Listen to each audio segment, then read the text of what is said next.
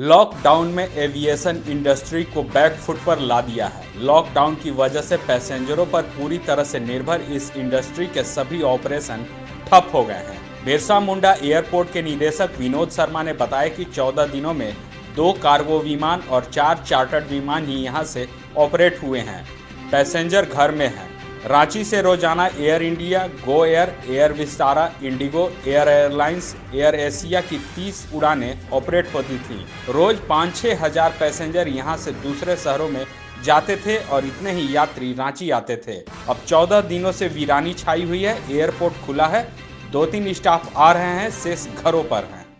CCL के लाल लाडली कायाकल्प scholarship, mission engineering 2022, coaching IITians द्वारा, सारा खर्च CCL द्वारा। हम कोयला वाले घरों को रोशन तो करते ही हैं, बच्चों का भविष्य भी संवारते हैं। हमने यह कायाकल्प स्कॉलरशिप 2013 में शुरू की थी। सफलता लगभग 100% है।